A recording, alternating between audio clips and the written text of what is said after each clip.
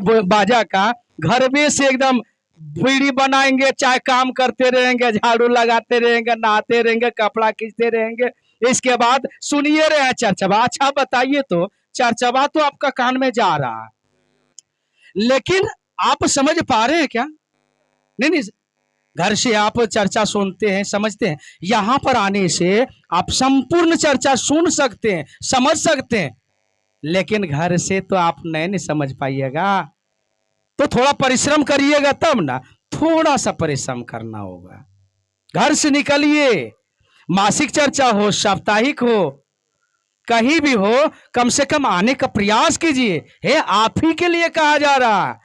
आप महादेव का चर्चा में आइएगा, साप्ताहिक चर्चा में जाइएगा, मासिक चर्चा में जाइएगा, एक दिवसीय चर्चा में जाइएगा, जो फल कमाइएगा हमको दे दीजिएगा। क्या आप ही के पास न रहेगा? आप ही के लिए न कह रहे हैं कि आपका जीवन सुंदर होगा, आपके गुरु शिव हो जाएंगे, आपका जीवन शिवमय हो जाएगा। आप ही के लिए न कह रहे हैं, आपका कष्ट दूर हो जाएगा, आप ही के लिए न कह रहे हैं।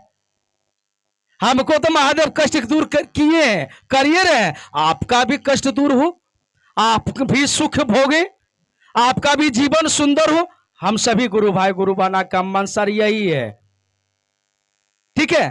यही साहब सोचे, यही हमारे सभी गुरु भाई गुरु बना सोच रहे कि आप शिव का शिष्य बने।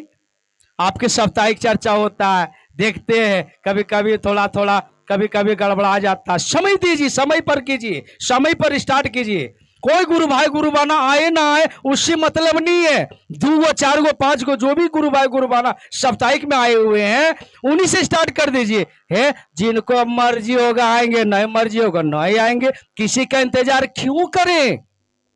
अरे वो कमाने के लिए आएगा, अपने लिए न। पहले भी बोल ले कि आप कमाए हमको आप दे दीजिएगा, अपने पास न रखिएगा। हाँ, आप साप्ताहिक में आइएगा, मासिक चर्चा में आइएगा, एक दिवसीय चर्चा में आइए, जो आप सुनिएगा, समझिएगा, स्मरण कीजिएगा, आप महादेव का उस दिशा में चलिएगा, महादेव का उस दिशा में काम कीजिएगा, तो आप ही के लिए ना बढ़िया होगा। तो हम क्यों उनको कहेंगे, रिक्वेस्ट करेंगे दीदी आइया ना साप्ताहिक में, दीदी आइया? नहीं, बोलने का नहीं है। जो सच्चा शिष्य है, महादेव को जो सच्ची मन से अपना गुरु माने हैं, वो आवाज सुनकर गुरु के चर्चा में पहुंच जाते हैं। जो सच्चे मन से शिव को गुरु बनाए, वो आज वो आधा मन से बनाए, वो तो थोड़ा सोच भी नहीं करेंगे। तो सच्चे मन से शिव को अपना गुरु बनाइए और बना कर रखिए, आपके जीवन में काम आएगा, हर क्षण काम आएगा, हर पल काम आएगा।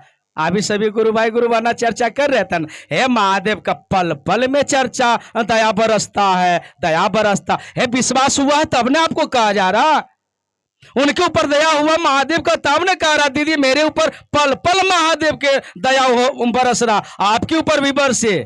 नहीं, चर्चा में आप सुन रहे हैं ना?